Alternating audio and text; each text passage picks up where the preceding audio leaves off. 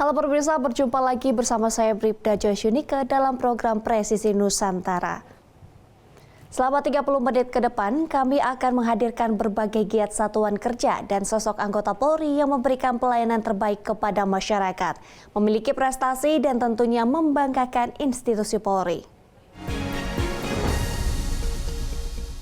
Pemirsa, dalam Presisi Nusantara kali ini, kisah pelayanan terbaik kepada masyarakat datang dari Nunukan, Kalimantan Utara. AKP Eka Berlin Kasat Samapta Polres Nunukan. Polda Kalimantan Utara berjuang untuk meningkatkan literasi anak-anak di perbatasan Indonesia-Malaysia. AKP Eka Berlin membangun perpustakaan hingga rumah belajar di Nunukan, Kalimantan Utara.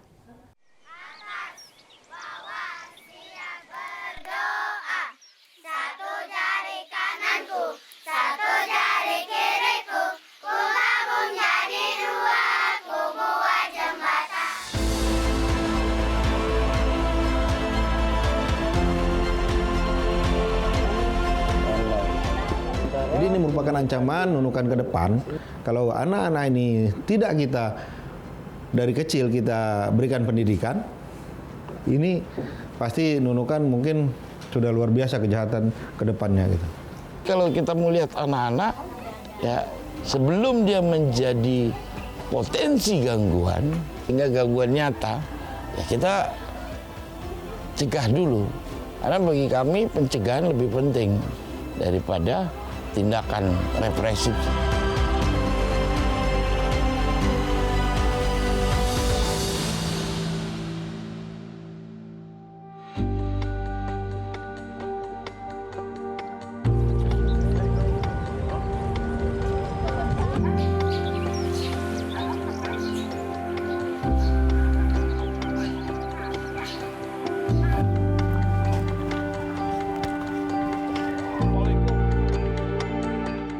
Sekarang saya di Sedalap sudah mendekati setahun. Kami harapannya semoga anak-anak kami bisa mendapat pendidikan. Tapi umurnya udah berapa sekarang? Sekarang ada yang 15, 13 sama 10. Tiga-tiganya tidak bisa sekolah. Dari kelas 1, 3 sama 4. Mau mendekati, kalau pendaftarannya kami ini kan tidak tahu kapan pendaftarannya, jadi ada bapak yang mau membantu, jadi kami berterima kasihlah sama bapak, semoga bisa anak-anak kami mendapat pendidikan. Bapak akan mencoba membantu kami untuk sekolahkan semuanya. Kalau bapak bilang dipaket, kalau ada yang bisa di SD yang kecil, di sekolah SD.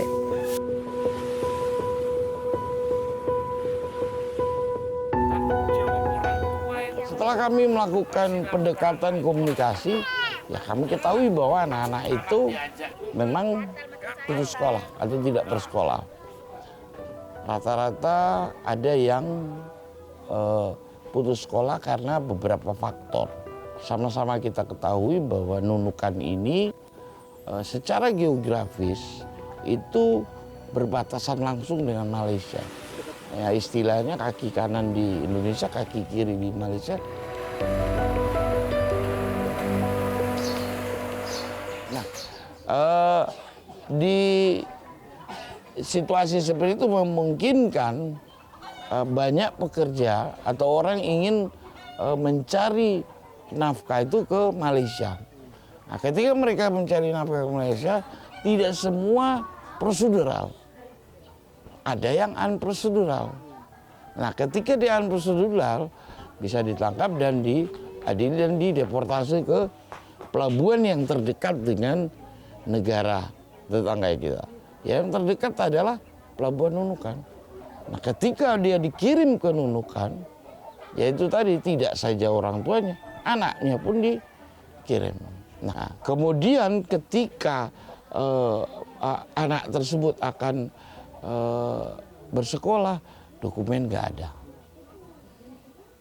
Ya.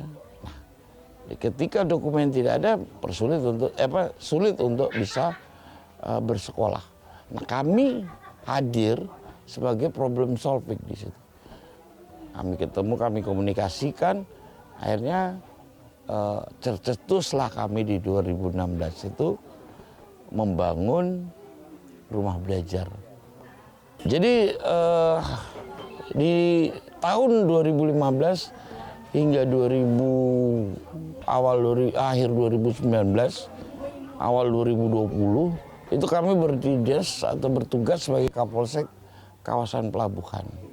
Nah di situ kami melihat sendiri, menyaksikan sendiri betapa situasi di mana di pelabuhan itu banyak anak-anak yang membantu orang tua, baik sebagai pedagang asongan, ya, kemudian buruh bantu, pengikat rumput laut, ya.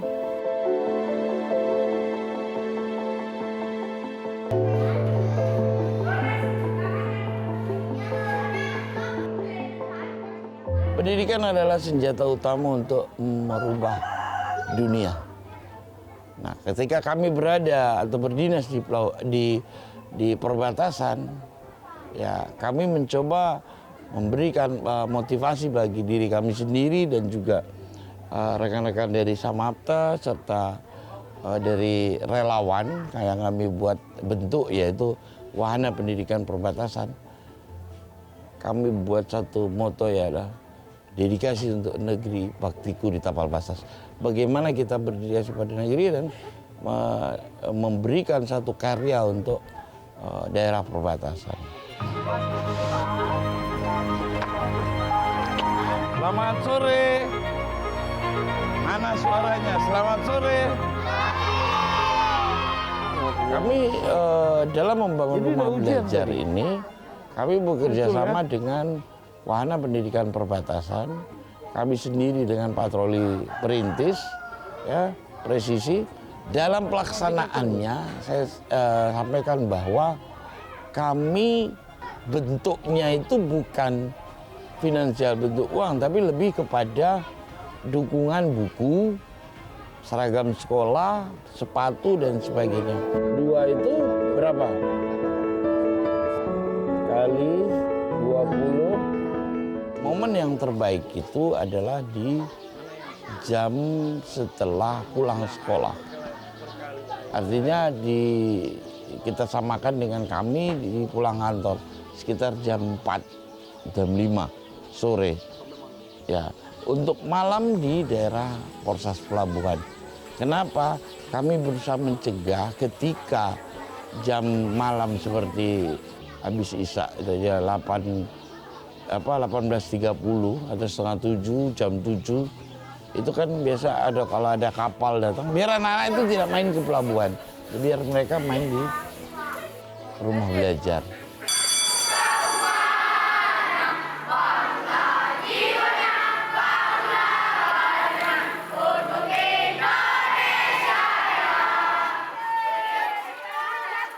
Saya kenal Pak Berlin itu semenjak dia membawa anak itu ke sini gitu. Nah, waktu itu pertama-tama dia datang memperkenalkan anak ini bahwa inilah anak yang kami dapat, anak yang terlantar yang tidak sekolah tapi kami harus sekolahkan. Kami dapat di Pak Betang situ, Mak Betang, dia bilang gitu. Terus tuh memang umurnya sudah 9 tahun. Ya sudah lewat, alhamdulillah sudah ada perkembangan, tulisannya sudah bagus. Nah ternyata kalau sudah memang dia tidak sekolah lagi, nah di situ lagi kita was-was lagi. Nah kita mau nelpon sama orang tuanya seperti itu, gitu kan. Nah jadi kami tunggu 1 minggu, sudah 1 minggu tidak sekolah, kami telepon lah Pak Berlin. Kalau gitu kita telepon lagi Pak Berlin, saya itu sungkan juga nelpon terus tuh. Nah terus tuh kalau misalnya dia tidak sekolah, saya telepon Pak Berlin. Terus tuh besoknya sekolah. Jadi kalau ada apa-apa ya kita memang ngomong sama dia.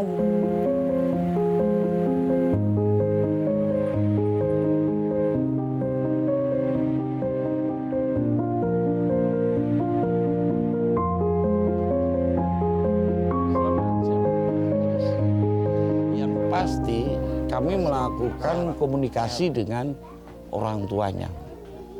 Ya. Setelah tahu dia tidak punya dokumen, tidak punya data diri, kami komunikasikan dengan Dukcapil. Kebetulan kami punya komunikasi yang baik dengan Dukcapil, ya, sehingga kita bisa menerbitkan atau bisa mengkomunikasikan sehingga terbit akte KK yang kemudian kita sekolahkan.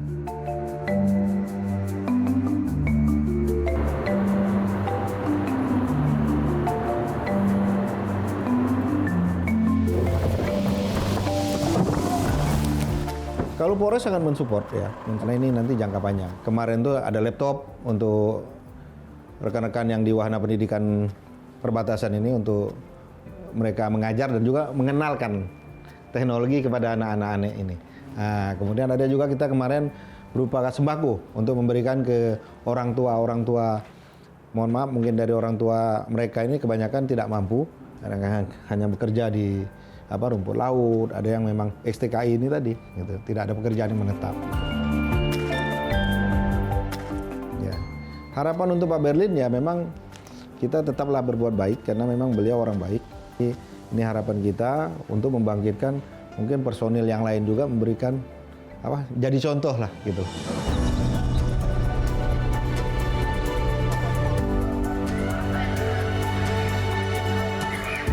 Ini jadi hobi gitu loh. Ada kepuasan. Nah, sebagai buktinya lagi saya tumbuhkan tunas. Yang tadinya saya ngajar ke mereka, muncul lagi. Nah, kebetulan tugas kami di Satsamapta juga upaya cegah, di preventif.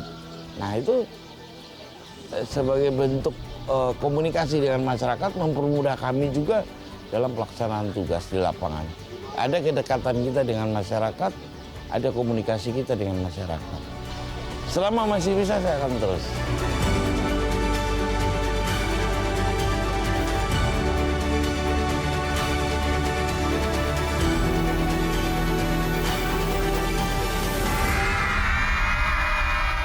Pemirsa, selanjutnya Bribka Alvin suarakan perjuangan perempuan dan anak yang menjadi korban kekerasan seksual harus dipulihkan dan dipenuhi hak-haknya. Jangan kemana-mana, Presisi Nusantara akan segera kembali.